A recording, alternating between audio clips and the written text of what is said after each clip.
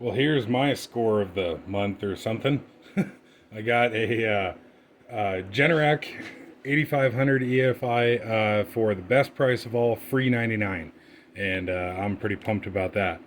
I've always been a big critic of generac, at least in recent years. I don't know if their older stuff was better, but in the past, maybe 2010 and onwards or something, they're kind of like a budget, low quality company. And to be fair, I've never owned one, but I have worked on several of them, and they're just kind of chintzy and shitty. I don't know, they're the quality that you expect from Harbor Freight, I guess. And for that reason, I don't think that they're worth the price of retail. I think retail on this thing's like $1,200 or some shit. However, for free 99, it is absolutely worth it. Really pumped about that. And I just wanted to show a couple things on this right quick that I thought was kind of stupid. One thing that's kind of stupid, one thing that's kind of cool. So yeah, got this from a guy that I think that he thought that it had a problem, that it wasn't working right or whatever. I don't know exactly. He was kind of rambling on, talking a mile a minute about a bunch of shit. But kind of made it sound like this thing had a problem. I at first tried pole starting it. It does have a recoil on the front of it, and it wasn't doing anything. And then because it's EFI and what have you, I figured it needed to hook a battery up to it, and which is kind of dumb. I mean, okay, I understand that it's EFI, but for a portable generator like this, you would think that it would still be able to start without a battery, but sure enough, it does need a battery, and it has a little sticker there explaining that. But what is cool is that it only needs a battery to start. It does not need a battery to run. Once it gets going, then it'll run on its own. And so, because I just got this, I jumped it off another battery that I have, and ran it for about an hour. Yeah, so it's got 317, and is there actually a decimal? Yeah, there is a decimal. 317.2 hours on it. Ran it for about an hour, just get it warmed up and what have you, change the oil, and just generally take a look over it, blow the cobwebs out of it, that kind of thing. And I did some looking around on the internet real quick, and I watched a video of a guy changing oil on these things, and these things actually have a little oil screen on it. And then I looked up the like factory specification manual or whatever for this. This actually has, and as indicated by the oil screen, it actually has a pressurized lubrication system on it, which is really stinking cool. I really wish the little Hondas had that. I've got a number of Honda single cylinder small engines, and none of those are pressure fed. They're all splash lubrication.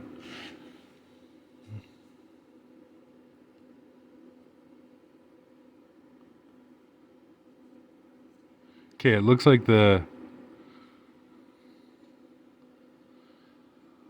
inside is the dirty side on this guy, and there definitely are little chunks of metal in there. And it did actually come with a battery, which was cool, but the battery is completely and totally fucking dead. So in the next coming days, I'll get a battery for it, and thankfully the oil on it is really clean. This guy evidently did take care of it, but can we see? Yeah, It's got a little fucking low oil pressure shutdown on it, which is pretty slick. And so drain plug, oil screen, and then oil fill. I tried looking around on the internet right quick, and I couldn't find a magnetic dipstick for it. I put those on all of my Honda engines. Yeah, kind of going in circles here, but yeah, so on one hand, this is nowhere near the quality of a Honda, but that is really cool how it's got pressure fed oil system on it and a little screen. And yeah, like I was saying, this is about $1,200. If you look at Honda, a GX390 electric start is ish $1,200 just for the fucking engine. Let alone this thing, you get the entire unit, you know, engine, generator, head, the whole 9 yards for $1,200, and it's EFI. I really wish that Honda would, you know, put a oil pump and a little oil screen like that on their little single cylinder engines. Their bigger V12 or V12, that'd be kind of cool. Their bigger V twin, the GX 660 and 720 or whatever the fuck it is. But the twin cylinder GX engines, they do have a oil pump and a little spin on oil filter. But it'd be really nice if the little ones did. I've got a GX 160. I've got one of those. I've got a GX 200. I've got three 390s and two 340s, if I'm not mistaken. And none of those have an oil pump or an oil screen. And like, in the off chance that anybody from Honda watches this, and even more remotely that they give a shit, like, I personally would happily pay another, you know, $150 for the Honda engines to come with a oil pump and screen. And then if it's already got an oil pump, then you could add like a little spin-on filter. I mean, granted, like, it'd be cool if they came with a little spin-on filter, but at least with the oil pump you can add one easy enough. But yeah, thought that was kind of cool. The other thing that's kind of neat too about this, I opened up the air filter on it, and it's actually got like a dual element air filter. And so the black one has got larger pores than the gray one or whatever. And you know, normally I'm very anal about keeping this stuff like perfectly clean and not getting your dirty dick beaters all over it and what have you, but these obviously are kind of, you know, beat up and misshapen and got a cut in it, so I want to see if I can get new ones of these. And yeah, I'll get a battery for it, and it does have this guy here, which is intended, oh shit, do I have it handy? This is intended for like a little plug-in trickle charger, and actually my Westinghouse generator, and like modern Westinghouse, Chinese plastic piece of shit, not, you know, old school Westinghouse, intended as like a little plug-in trickle charger. I have one of those that came with that Westinghouse that I don't know where it is at the moment, but I should probably find that and plug that in and just make sure this works. The because this is EFI and shit, when the battery is hooked up, when you turn the key on, you can hear the little fuel pump in the tank come on, and the fault light comes on solid. It doesn't flash when I turn the key on. And I did download like the owner's manual for this thing, and it does show you like flash codes for this thing. But yeah, because this thing has to have battery power for it to start, even with the recoil start, obviously it would be a good idea to have a trickle charger hooked up to this thing 24/7. The other thing that I want to do too is put an Anderson connector on it, like an Anderson 175 amp connector on it,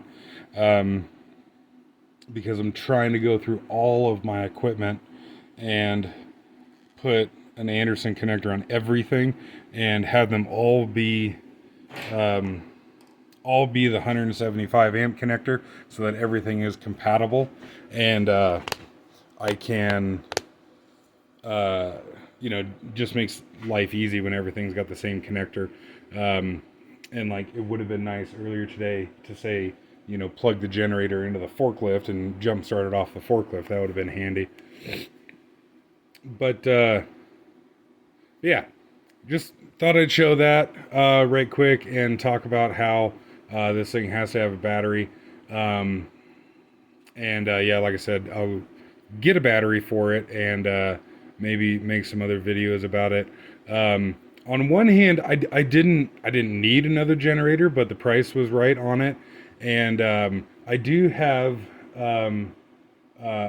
two open frame Honda generators. I've made some other videos about those, and you know, just pros and cons to each different type of generator. Oh yeah, I was going to show that. So yeah, pros and cons to everything. On one hand, I don't want to have 300 generators lying around, but at the same time, they are all useful for different purposes. So where you would normally have the mechanical governor hooked up in there, it's actually just blanked off right there because this is entirely controlled, or the fuel and air inlet is entirely controlled by the computer. And on the other side where the recoil is, there's a couple brain boxes over here, and I guess you can see a little better there maybe that there is no mechanical governor. And so yeah, pros and cons. You know, that's cool because you don't have to adjust for altitude. The little bit that I was running this thing, it is more RPM stable than my open frame Honda generators. However, the cool thing about my open frame Honda generators is, as far as a gasoline engine electric generator go, they're about as dead simple as you can get. You know, gravity feed fuel. The one is electric start, but has manual backup, regular old carburetor. So those are more simple. There's no computers on either of them. They're more simple. They're more reliable. Like, they're more reliable, not just because they're simpler, but also because they're Hondas. And so I guess it is kind of nice to have a couple different generators lying around. The Hondas are great because, you know, I can sit them in storage, pull them out once a year, and know that they're going to be, pull them out and run them once a year and know that they're going to be good to go. This thing is nice because you don't have to worry about altitude change and that kind of shit and yada yada yada. And maybe in theory it's a little more fuel efficient. And so I think I might mount this generator to a work truck that we're putting together and keep the Hondas as a backup, because I actually don't need to use the Hondas anymore. I don't need to use the Hondas on a day-to-day basis anymore now that I have my Miller engine drive welder. This thing though, and granted my open frame Hondas are very loud, but this thing here is even louder yet than the open frame Hondas. This thing will just about wake the dead. It is very, very loud. But yeah, again, for the price, can't complain. I got, what the fuck, weird looking shadow. I got the air filter cleaned up and re-oiled with some dirt bike oil and jammed back in there. It actually puffed out pretty decent, so it's not as deformed anymore, but I still want to get a new one. Whoa, what the fuck is that? But it looks pretty fucking clean in here, and the gasket looks quite good. And I just looked up the factory owner's manual for this, where it said 6 to 8 thousandths, or 6 thousandths on the intake, 8 thousandths on the exhaust, and get some feeler gauges, and we'll see how that looks. Oh, and I pulled the spark plug out of it and checked the gap on that. It was actually a Bosch spark plug that was in there, so that's kind of cool. Although it didn't say made in Germany on it, which is bullshit. Okay, so that is tighter than 6. So these are some real... fuck, are these? Yeah, those are a little hex head on the adjustment screw. Fucking things are nearly microscopic. That's what she said about my dick. So that was actually a fair bit tighter.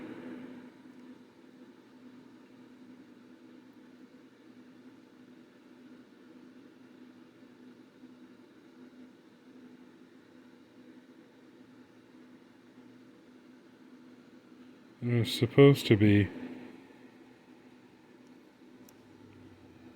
See, god damn. I do not think I have a wrench small enough to hold those. Never thought that a 1/4 inch wrench was going to look big, but holy crap. So the smallest socket that I have is a 3/16, and that's about twice too big. So yeah, I do not have anything that will fit that. So I guess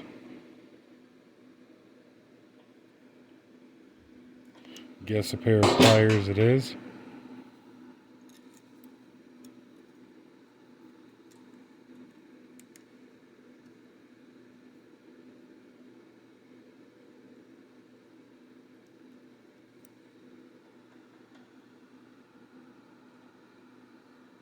It's weird.